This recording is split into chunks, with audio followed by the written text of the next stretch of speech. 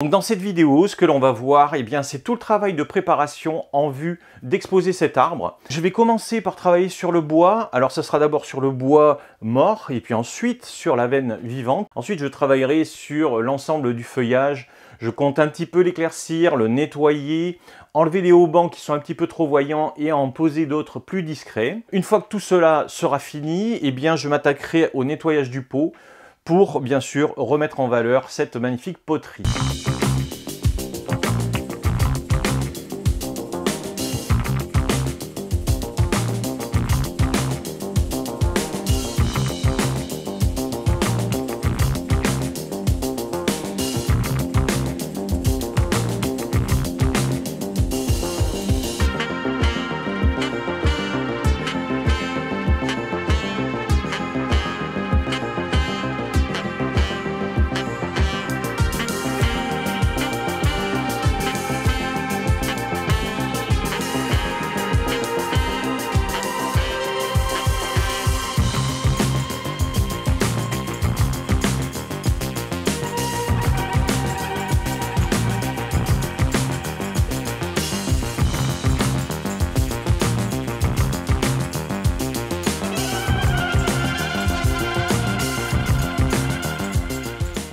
J'ai utilisé pas mal de brosses en fait, de petites lames, des brosses nylon, des brosses également en métal, des petites brosses à dents aussi, pourquoi pas.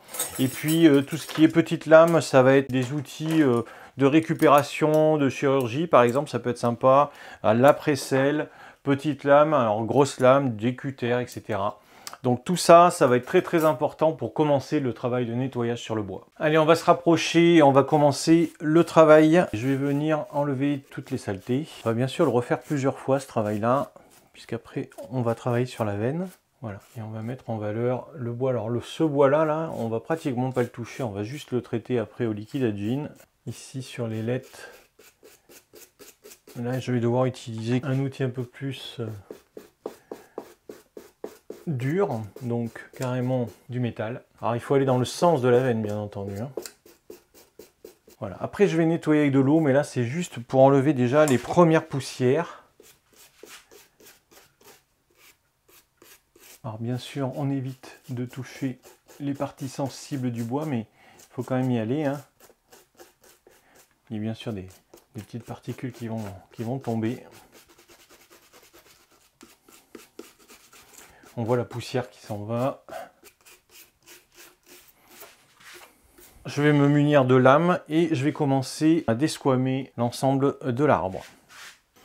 Alors ces lames, elles sont vraiment super efficaces. Il va falloir passer du temps sur cet arbre. Un petit peu de travail, tout doucement, faire apparaître les veines. Avec cet outil là qui est recourbé, c'est pas mal du tout pour travailler. C'est pas un outil qui coupe de trop. Ce qui fait qu'on peut racler sur le bois, ça ne va pas couper de suite. Alors il faut aller dans le sens de la fibre, bien entendu. Ce travail-là, il est très long. Il doit demander pas mal de précision. Donc bien sûr, dans cette vidéo, vous n'aurez pas la totalité du travail. C'est pas possible de filmer ça. Je vous invite à regarder le niveau expert. Dans le niveau expert, vous voyez exactement ce travail réalisé par Alexandre Escudero sur son genévrier qu'il avait présenté durant Bonsaï Culture Expo 2022. Alors l'objectif de ce travail, c'est bien sûr de délimiter la veine par rapport au bois mort, que l'on voit bien les contrastes. Enlever tout le vert de gris sur le bois, enlever également tous les résidus de calcaire, il y en a beaucoup. Ça fait beaucoup de poussière. Voilà. Et vous remarquez que j'utilise pas tout le temps les mêmes brosses. J'y vais par petites touches, mais je force quand même pas mal. Je dégage bien le nez-bari aussi. Même si un lettré n'a pas forcément de nez-bari, il faut bien qu'on voit l'entrée des racines dans la terre. C'est important.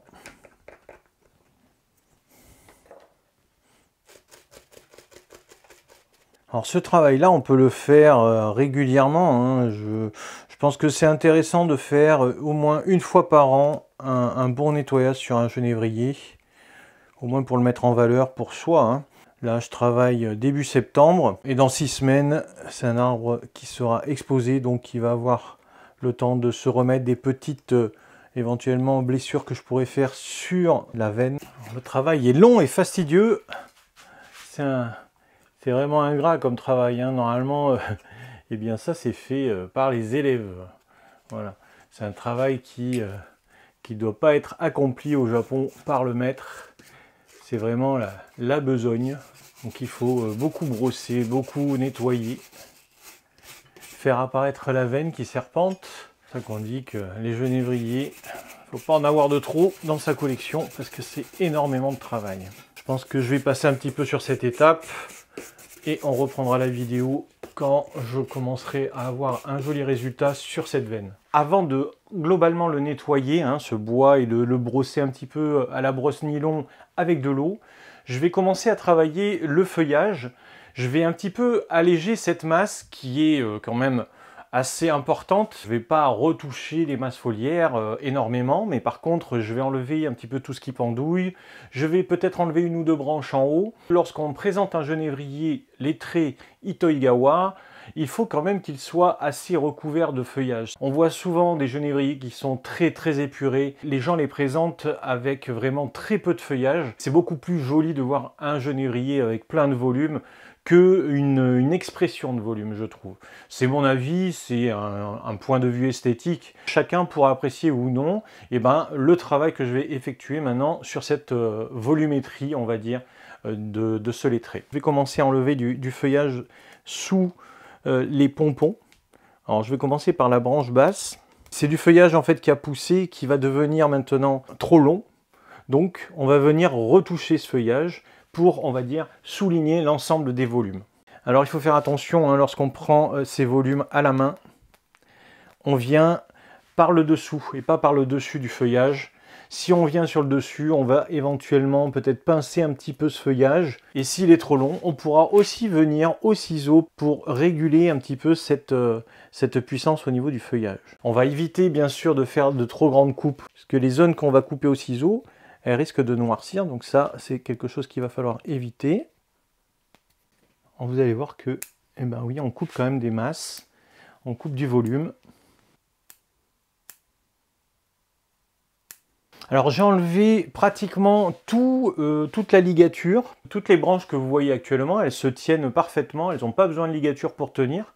Donc ça c'est déjà remarquable en soi, c'est-à-dire que ce sont des branches qui sont assez vieilles. J'ai également enlevé une grosse partie des haubans, mais je vais en repositionner certains. Il faut savoir que les haubans, c'est des éléments qui viennent aider, il faut toujours en tenir compte et éventuellement les remplacer régulièrement. Donc il faut vérifier toujours qu'ils soient bien posés et bien tendus. Alors là aussi, il va falloir passer pas mal de temps à travailler sur ces volumes.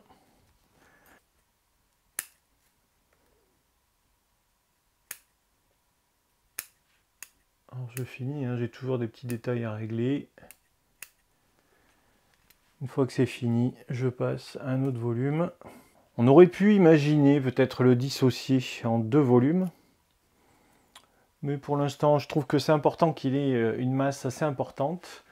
Et puis dessus, il y a un rappel ici d'un volume qu'il va falloir que je définisse un peu plus. Alors je trouve qu'il y a une branche ici qui est assez faible. Lorsque je coupe une petite branche, ce que je fais généralement, je transforme cette petite branche en jean. Alors on fait la délimitation et puis ensuite on vient peler la branche. Je vais la réduire un petit peu. Ça fera un jean supplémentaire par la suite. Alors tout ça, c'est dans le but, bien sûr, de redessiner les volumes, enlever les branches faibles. Voilà, par exemple ici, vous voyez, cette masse ici, elle est un petit peu plus forte que les autres. Eh bien, je viens m'en débarrasser. Voilà. Voilà, mon but, c'est vraiment que ce volume-là se densifie. Ici, il y avait un petit hauban, donc je le détache aussi. On peut imaginer ce volume complet ici. Ici, je viens appliquer un tout petit fil de ligature. Alors, il faut qu'il soit à la fois discret et bien placé. Et je viens replacer ce volume ici bien contre l'autre. Alors c'est vraiment des petits mouvements, on n'est pas sur des gros pliages. Ça met en harmonie l'ensemble de ce volume. Et c'est beaucoup plus joli que lorsqu'il était dissocié. Alors après, il va falloir bien l'organiser. Il faut qu'il y ait un côté naturel aussi. Ce petit volume là, il dépasse. Maintenant, je vais attaquer ce volume ici. Il y a pas mal de nettoyage à faire, c'est normal, hein, ça a poussé pendant toute la saison d'été. Et ici, on peut voir que c'est assez puissant, donc on peut venir le pincer. Pincer un genévrier Ito-Igawa, il faut le faire vraiment de façon très sporadique, on va dire, juste pour stopper à des endroits très particuliers. Et il ne faut pas faire ça tout le temps, parce que sinon on va vraiment stopper sa pousse. Ce qu'on veut, c'est développer simplement de la densification. Donc là, on a un joli volume, il est pratiquement déjà tout fait, donc il n'y a pas trop besoin de le retoucher. Je viens quand même le niveler. C'est le volume arrière de l'arbre, volume arrière et de côté. Je viens enlever des parties qui sont éventuellement faibles à l'intérieur de l'arbre. Avec la paire de ciseaux, voilà, on vient délimiter les parties. Si on voit qu'un volume vraiment dépasse de trop, on peut aussi se permettre de carrément l'enlever. C'est pas un volume qui va manquer. Comme c'est un genévrier qui est relativement dense, je peux me permettre de couper certaines branches. Ça ne posera pas de problème. Bien entendu, il faut faire quand même attention de ne pas trop en enlever, mais celle-ci par exemple, elle est en arrière, elle est trop faible. Et progressivement, je redessine les plateaux. Donc ici, pareil, j'ai besoin d'un petit fil de ligature pour venir positionner ce volume. Alors le fil de ligature que je prends ici, c'est du fil de 1 mm. Voilà. Et je viens accompagner bien sûr mes deux volumes. C'est très léger. En plus, ce fil-là, on va même pouvoir carrément le cacher pour pas qu'il apparaisse trop. Mon volume maintenant, bien mieux redessiné. C'est important de mettre bien le feuillage vers le haut. Ici, on a un volume qui est en train de descendre ici, qui commence à être très très long. Ça va alléger un petit peu cet arbre, qui en a besoin quand même, hein, parce qu'il a pas mal de branches. Alors, ce volume ici, il est caché par cette branche-là. Il faut vraiment qu'il soit au-dessus de celui-ci, hein, de ce galbe-là. Mais il faut faire très attention parce que ça, c'est un volume qui a besoin de lumière en permanence. Donc, il faut éviter de le perdre. Je vais le redessiner un petit peu. Enlever donc tout ce qui pousse vers le dessous, comme toujours. Et puis sur le dessus, je le nivelle un peu. Quand c'est vraiment trop fort, on enlève au ciseau. Et maintenant, je vais passer aux volumes qui sont devant. Alors, c'est des petites retouches en fait, hein, parce qu'il est vraiment très très fourni. On n'arrive même plus à rentrer à l'intérieur. Les choses qui sont en dessous pour pouvoir avoir le regard qui rentre dans ces volumes. Un petit auban pour juste combler ce petit trou ici. Il y a un petit trou. Arriver, ça va bouger. Alors c'est à l'arrière de l'arbre, mais c'est important de le faire. Je prends du 0,5 mm, c'est vraiment des tout petits fils. Et l'accrocher, on va dire, sur le jean qui est juste au-dessous. Il faut accrocher correctement la branche. Et ensuite, on vient positionner le haut-ban. Ce volume-là, il est bien descendu. Et je vais prendre un petit crochet et je vais venir tirer ici. Tout l'art est de passer entre les branches et de venir s'accrocher au bon endroit. Je préfère m'accrocher à un jean parce qu'au final, c'est ce qu'il y a de plus solide. Que si vous accrochez ça à une autre branche, ça ne va pas le faire. Voilà, c'est très léger, très subtil. On doit suggérer les choses. Il ne faut pas que ce soit un arbre en plastique. Voilà, j'aime qu'il reste un petit peu de côté naturel, moi personnellement. Voilà, après c'est des goûts esthétiques, c'est très particulier pour ça le bonsaï. Et on discute pendant des heures quand on est passionné. Voilà, il faut qu'il y ait des rythmes différents partout. Il faut que vraiment la végétation soit répartie tout autour du tronc. Même si pour ce coup-là, le tronc il est assez incroyable et il tourne un petit peu dans tous les sens. Alors, on peut enlever quelques pointes en pinçant, mais il ne faut pas en faire beaucoup. Alors, je vais y passer encore un petit peu de temps. Il y a plein de petits détails à régler. On peut continuer comme ça très très longtemps à nettoyer. Moi j'aime beaucoup qu'il soit vraiment dense, c'est vraiment l'aspect que je veux qu'il ait. Donc maintenant, eh bien, je vais le rincer. Alors je vais faire ça à l'extérieur et puis ensuite je vais passer le liquide à jean. Voilà, maintenant je l'ai bien rincé, je vais prendre un chiffon pour bien sécher le pot. Alors je l'ai laissé s'égoutter un peu, il y a encore un peu d'eau. Voilà, on va enlever l'eau sur les volumes pour éviter que ça goûte. On va garder quand même pas mal d'humidité sur le bois puisque on va en avoir besoin pour passer le liquide à jean. Quelques petits débris qui sont tombés sur la mousse. Et puis maintenant, eh ben, je vais m'occuper de faire mon liquide à jean. 50% d'eau, 50% de liquide à jean pour pas qu'il soit pur et que ce soit un effet trop blanc. L'exposition a lieu dans 1 mois et demi, donc de toute façon avec le délavage, ça va s'estomper quand même, on n'aura pas un effet de blancheur trop important. Moi ce que je veux c'est que ça reste relativement naturel, et puis ensuite une fois que j'aurai fini ça et que ça aura bien séché, à ce moment là je viendrai poser un petit peu de mousse. Je vais laisser une des deux violettes, je ne vais pas laisser la deuxième, celle-là je vais l'enlever. Alors attention, on va commencer par le haut. Alors les parties visibles c'est toujours très très facile, mais les parties non visibles, ça par contre c'est déjà plus compliqué. Vous passez un coup, ça suffit. Vérifiez bien que votre bois il est gorgé d'eau. Voilà, sinon vous allez avoir un effet différent. Pas très joli. J'ai toujours des lunettes, mais vérifiez quand même que vous avez quelque chose pour vous protéger les yeux, parce que si vous prenez une giclée de ce produit, ça risque d'être très dangereux pour votre vue. On fait des gestes précautionneux, on va doucement. Voilà, j'utilise un gros pinceau comme vous pouvez voir, mais après je reviendrai par petites retouches. Si on dépasse sur la veine, c'est pas grave du tout, hein. Il suffira juste de retoucher ensuite avec un petit chiffon, donc c'est pas grave. Alors je fais aussi les jeans, comme ça ils vont apparaître beaucoup plus dans la masse. Il y en a plein partout. Alors il reste toujours des petites parties qui ne sont pas recouvertes, donc on peut y revenir.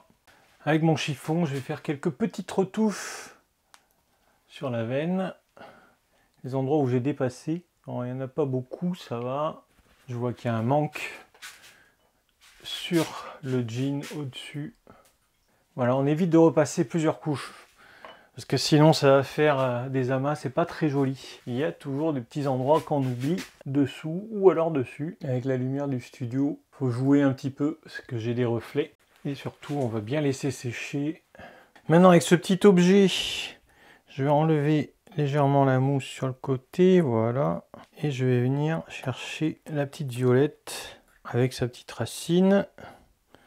Et je vais remettre la mousse. Voilà, la petite violette, je vais la planter dans un autre pot. J'ai un petit peu de chance quand même parce que j'ai pas mal de mousse sur ce pot. Il y a juste quelques petits trous, donc j'ai récupéré de la mousse qui va remplacer, qui va combler les petits trous justement. Voilà, ici, par exemple. Voilà, faut pas qu'elle se dépareille de trop. Celle-là, il est un tout petit peu plus clair. De toute façon, j'ai pas trop le choix parce que j'ai pas grand-chose d'autre à mettre. Alors ici, on va pouvoir mettre celle-là. Celle-là, c'est vraiment identique. Alors sur la face avant, j'ai un trou ici. Je le nettoie bien. Voilà, on l'implante bien. Il y a des petits trous, donc on peut combler à droite à gauche aussi. Si elle est trop grande, on peut la redécouper. Je la pique bien de telle manière qu'elle accroche bien au sol. Voilà, celle-là, elle ressemble bien. Celle-ci, légèrement différente. Alors ça, c'est pas le travail le plus déplaisant sur l'ensemble du travail qu'on a fait. Globalement, il faut que ce soit le même vert partout. 5-6 couleurs de mousse différentes, c'est pas très joli. C'est un truc qu'il faut quand même éviter. Donc cette plante ici, eh ben, elle est très mimi, hein. C'est une violette japonaise. On peut voir ici ces petites fleurs qui vont se développer dans pas longtemps. Voilà, il y en a une autre derrière. J'ai trois fleurs qui vont se développer. Alors ce que je vais faire, c'est que je vais enlever les grandes feuilles. Je vais garder que les petites feuilles. On nettoie tout autour.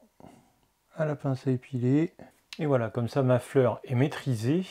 elle fera partie de la présentation finale. Donc maintenant, dernière touche pour cet arbre, un petit peu d'huile de camélia sur le pot, tout simplement pour, on va dire, raviver la patine du pot, voilà, le protéger éventuellement aussi du calcaire. L'huile de camélia, c'est quelque chose qui va s'en aller assez rapidement, hein. C'est pas quelque chose qui va rester, donc je vais être obligé de le refaire bien entendu avant l'exposition, mais néanmoins ça permet d'avoir un rendu, une touche finale. Alors je le fais au chiffon, on peut le faire au pinceau aussi. Alors, dans l'absolu, hein, il faudrait carrément sortir l'arbre du pot et refaire cette manipulation. Alors le pot, je l'ai passé légèrement au savon avec une petite éponge, éviter de mettre du cif ou du pec citron, quoi, par exemple. Moi, j'ai mis un petit peu de savon de Marseille sur une éponge, j'ai nettoyé le pot tranquillement, après j'ai rincé l'ensemble de l'arbre, donc j'en ai profité pour tout rincer. Voilà, une fois que ça c'est fait, vous avez un rendu qui est quand même très correct. Voilà, j'enlève le surplus avec le chiffon. Je vais vérifier s'il y a des retouches à faire au niveau du liquide à gin. Des petits dépassements. Des fois ça arrive. Le travail est maintenant terminé. Voilà, j'espère que cette vidéo vous a plu sur la préparation de ce Genévrier Itoigawa. Surtout n'hésitez pas, laissez-moi des questions ou des commentaires, je ne manquerai pas de vous répondre. Vous pouvez également aller plus loin si vous le souhaitez en cliquant sur le bouton rejoindre juste à côté du bouton abonner. Ainsi vous partirez dans le Nejikan Club, un direct une fois par mois, des fiches PDF détaillées sur l'ensemble des cours que nous avons fait depuis le début du Nejikan Club. Si vous souhaitez aller encore plus loin, vous avez le Nejikan Club Expert. Là, vous allez avoir tout un tas de numéros consacrés à des espèces un petit peu particulières. Le Genévrier Itoigawa, notamment, a été traité par Alexandre Escudero. Il explique tout en détail. Il y a 3 volets qui sont très intéressants et très complets. Allez, je vous retrouve très vite dans une prochaine vidéo sur la chaîne.